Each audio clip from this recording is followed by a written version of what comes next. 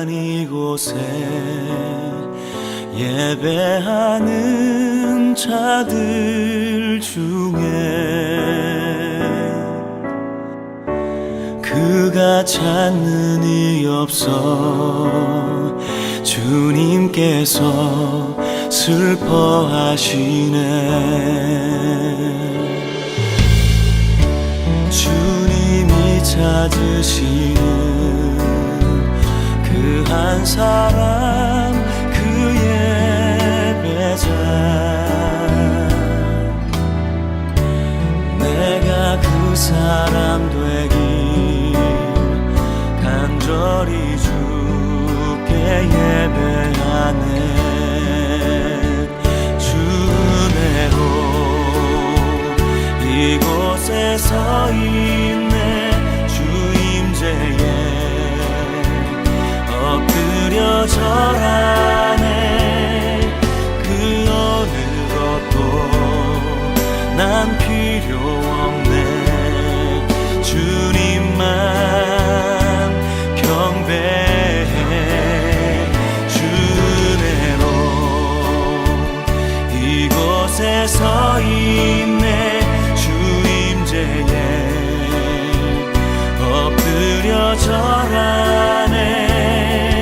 그 어느 것도 난 필요 없네. 주님만 경배해.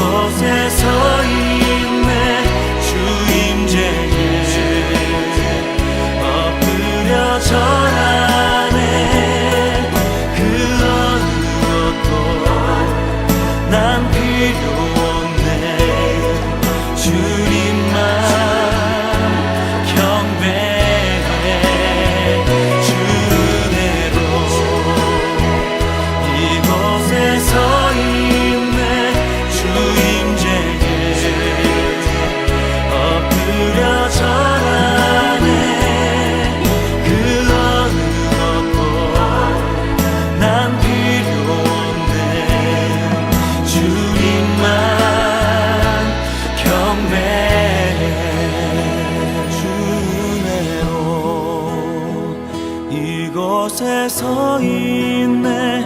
주 임재에 엎드려 절하네. 그 어느 것도 난 필요 없네. 주님만 경배해. 그 어느 것도 난 필요 없네. 주님만 경배해.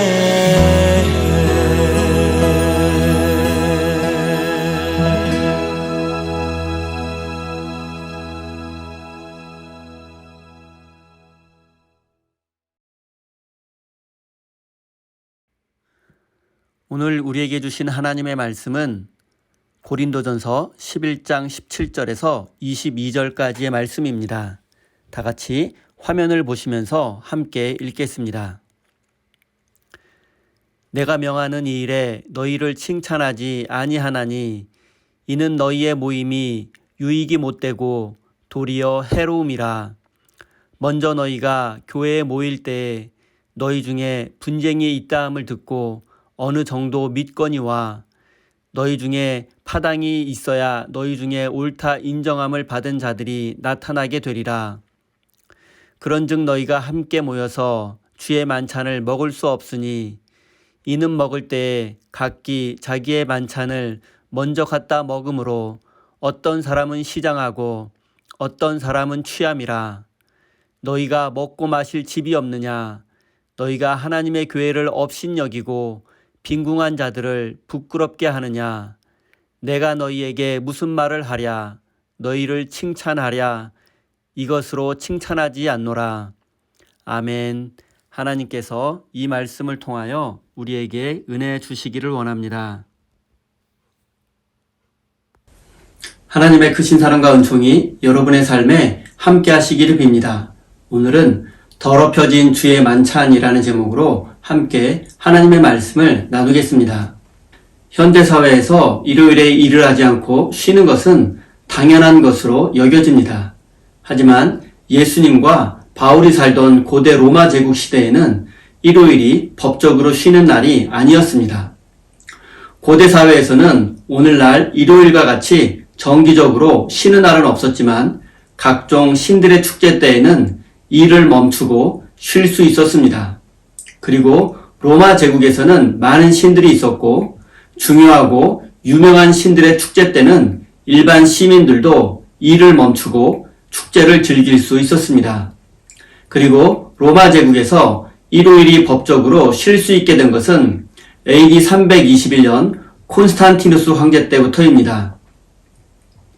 그는 북방 게르만 민족의 침략으로부터 로마를 지키기 위해서 무엇보다 로마 시민들이 일치 단결하는 것이 중요하다고 생각했습니다. 그리고 당시 기독교는 박해 속에서도 꾸준히 성장하고 있었습니다. 그리고 태양신을 비롯한 로마의 전통 종교들은 기독교와 갈등을 빚고 있었습니다. 이런 상황 속에서 콘스탄티누스 황제는 기독교인들과 로마의 전통 종교를 믿는 사람들을 하나로 묶기 위해서 일요일에 일을 하지 않고 법적으로 쉴 수 있는 자유를 보장해 주었습니다.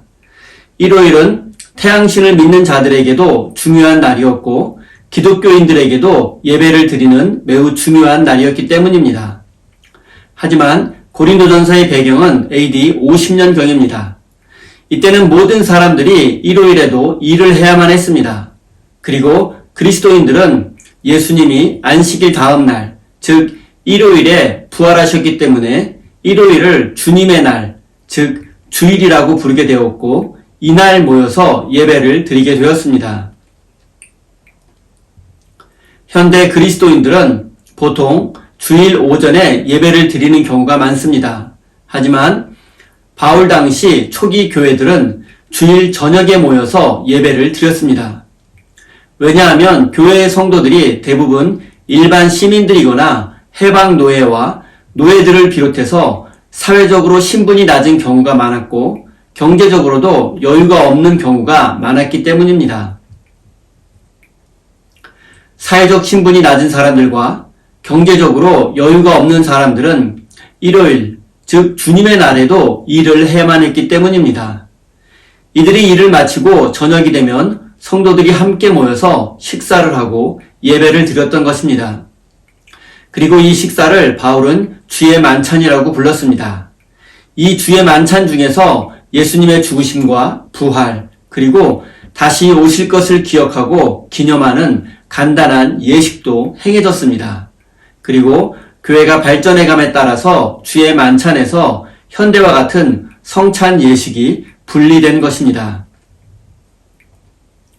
고린도 교회를 비롯한 초기 교회들은 자신들만의 예배당, 즉 교회 건물을 가지고 있지 않았습니다. 여러분, 가정교회라는 말을 들어보셨을 것입니다. 초기 교회들은 교회 건물이 없었고 교인의 숫자도 많지 않았기 때문에 가정에서 모여서 예배를 드렸습니다. 여기서 가정교회라는 말이 유래한 것입니다. 정리해보면 고린도 교회 성도들은 주일에 일을 마치고 저녁에 교인 집에 모여서 함께 저녁 식사, 즉 주의 만찬을 나누며 예배를 드렸습니다. 그리고 주일 저녁 식사 준비는 교인 중에서 부유한 성도들이 준비했습니다. 원칙적으로는 각자 음식을 준비해 와서 그 음식을 함께 나누어 먹는 것이었지만 가난한 성도들이 일을 마치고 바로 예배드리러 와야 했기 때문에 음식 준비는 주로 부유한 성도들이 준비해 주었고 가난한 성도들을 섬겨 주었습니다. 그리고 바울이 고린도에 머물며 목회를 할 때에는 이런 아름다운 모습이 잘 지켜졌습니다. 그런데 바울이 고린도를 떠나자 문제가 생겨났습니다. 그것은 바로 주의 만찬과 예배를 위해서 자신의 집과 음식을 제공했던 부유한 성도들에 관한 것이었습니다. 부유한 성도들은 예배를 위해서 집을 제공하고 음식을 준비했습니다. 그런데 이 부유한 성도들은 주일에 일을 하지 않아도 되는 사람들이었습니다. 이들이 음식을 준비하고 나머지 성도들을 기다리고 있는데 주일에도 일을 해야만 하는 사람들이 늦게 오는 경우가 많아지자 가난한 성도를 기다리다가 배가 고파도 참고 기다려야 했습니다. 일찍 와서 음식을 준비하고 기다리던 사람들은 대부분 사회적으로 신분이 높고 부유한 사람들이었습니다. 그런데 이들이 기다림과 배고픔을 참지 못하고 자기들끼리 먼저 주의 만찬을 나누게 되었습니다. 20절, 21절입니다. 그런즉 너희가 함께 모여서 주의 만찬을 먹을 수 없으니 이는 먹을 때에 각각 자기의 만찬을 먼저 갖다 먹으므로 어떤 사람은 시장하고 어떤 사람은 취함이라. 고린도 교인들이 행했던 주의 만찬에는 오늘날 성찬 예식이 포함되어 있었지만 그보다 당시 교인들에게는 교인들이 함께 음식을 나누어 먹는 저녁 식사이기도 했습니다. 그리고 이 주의 만찬에는 자신의 음식을 준비해오는 경우도 있었지만 부유한 성도들의 헌신이 큰 비중을 차지했습니다. 그런데 부유한 성도들이 음식과 포도주를 준비해놓고 가난한 성도들이 오기를 기다리다가 허기가 지자 자기들끼리 먼저 음식을 먹고 포도주를 마시기 시작했습니다. 처음에는 가난한 성도들의 음식을 남겨두려고 했을 것입니다. 하지만 시간이 지나자 부유한 성도들은 가난한 성도들이 먹을 음식을 남겨두지 않고 전부 먹어버렸습니다. 그리고 포도주까지 취하도록 마시게 되었습니다.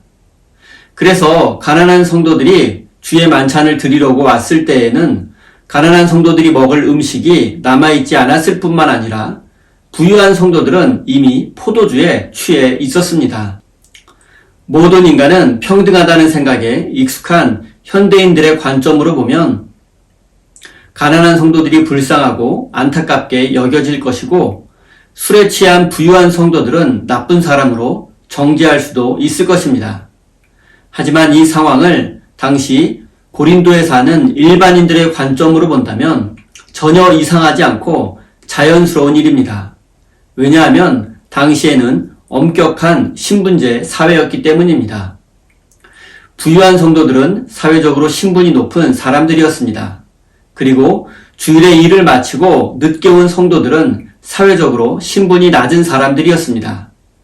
이들은 대부분 가난했을 뿐만 아니라 신분도 해방노예나 노예 같은 신분이었습니다.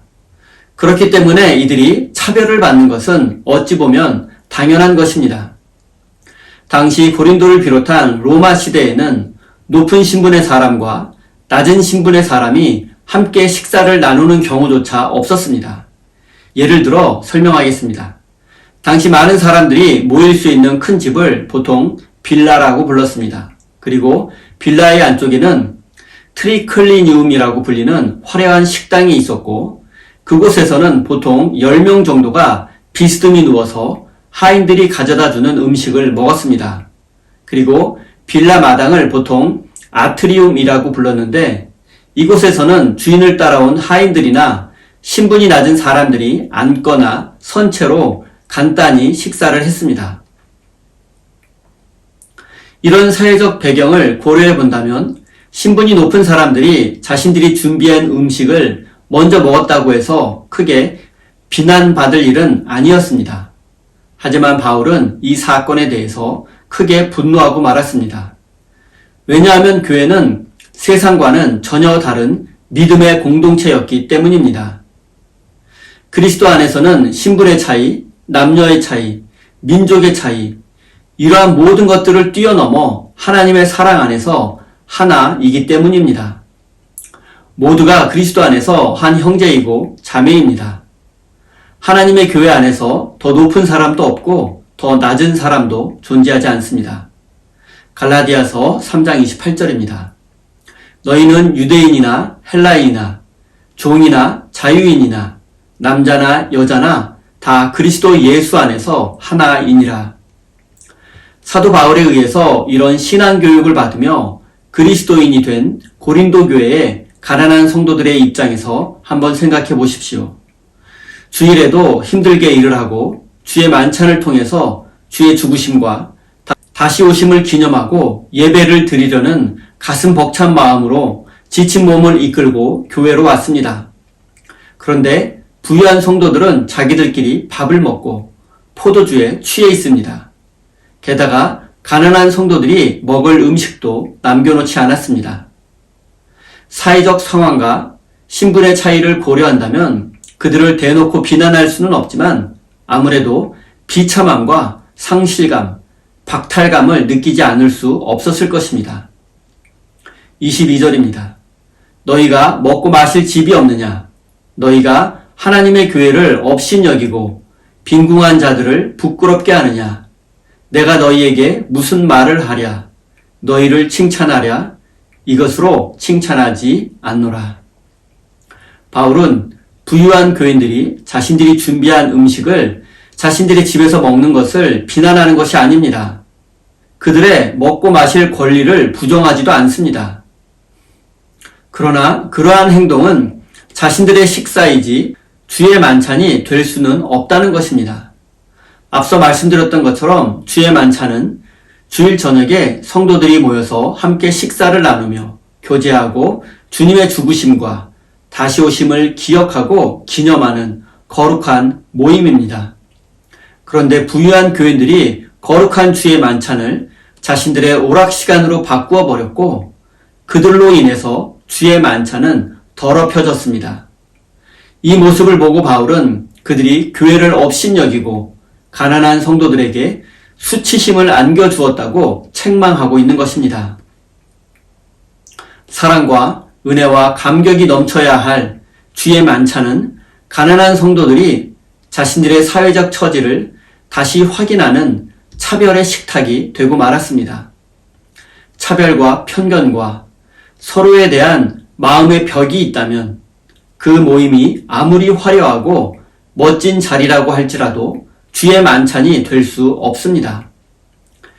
이웃에 대한 배려와 사회적 약자에 대한 존중이 없는 사람들의 모임은 믿음의 공동체가 될 수 없고 교회라는 거룩한 이름으로 불려질 수 없습니다.